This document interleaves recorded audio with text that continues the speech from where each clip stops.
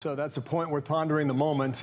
Mike Pompeo from last night. You had a deadly drone strike that actually hit the U.S. consulate in Tel Aviv, about a block and a half off the Mediterranean there. At least one person killed, several others injured. The Houthis, an Iranian-backed terror group out of Yemen, are claiming responsibility. Now, Israel is vowing, quote, to settle the score. Trey Yingst picks up the story live in Tel Aviv with more from there today near that scene. Trey, what do you see? Yeah, hey, Bill, good morning. Overnight, a Houthi drone targeted Israel's second largest city of Tel Aviv. One person was killed and at least 10 others injured. You can see in this video here the drone coming in over the Mediterranean Sea along the beach and then slamming into the center part of this city. Now, I want to come back out live here on this shot. You can see the U.S. Embassy branch off in the distance here. That's the American flag that is waving on this Friday afternoon.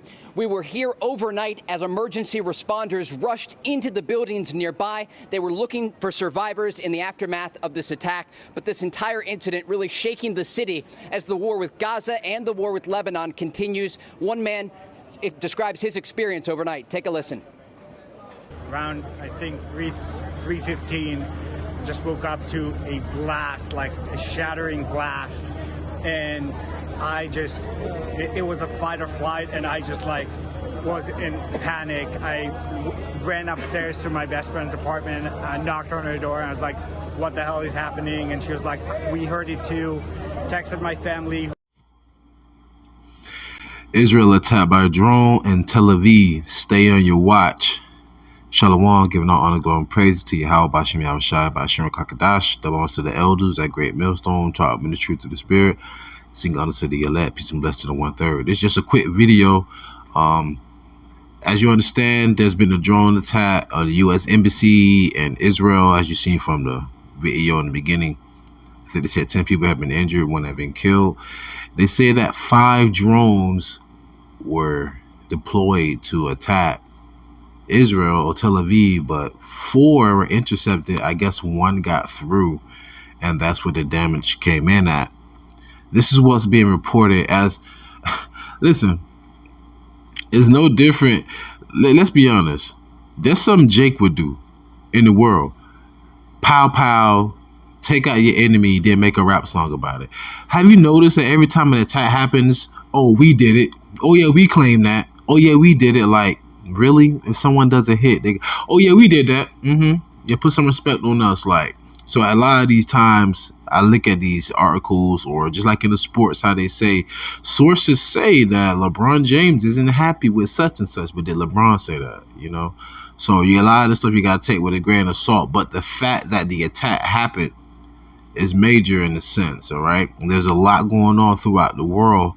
But with that being said, I just want to leave with these 2 precepts to keep in mind, y'all. Romans 13:11. And that, knowing the time, that now it is high time to awake out of sleep, for now is our salvation nearer than when we believed. Right. Esau is on the decline. Remember, Esau is the end of the world. Jacob is the beginning of it that followeth, which would be what? The kingdom of heaven here on earth. So as of right now, as they're on their demise, we're on our rise. Remember that. And closing out, Ephesians 5:15 through 17. See then that ye walk circumspectly, not as fools, but as wise, redeeming the time, because the days are evil. Yes, we are in very ill times, people. Wherefore be ye not unwise, but understanding what the will of the Lord is. What's the will of the Lord? Honestly, for all of Israel to repent, but he know that won't happen. That's why the Lord kept a remnant. So it's for the 144,000 and the 1/3 to repent and come back to that power. Hence, the lost sheep of the house of Israel need to come back to their shepherd, which is YAHAWASHI, the good shepherd at that. And the word circumspect, what it means to be circumspect. Circumference goes back to math, which is be a circle, 360 degree. Spec goes back to like a spectacle, something that you look at. So in other words, you want to look at everything in a 360 degree manner, from all sides, all aspects, all perspectives. I mean, come on, y'all. Though we live in a 3-dimensional world, don't you want to think multidimensionally? So with that being said, I pray you was edified and fed. Stay in the spirit, don't fear it, just endure it.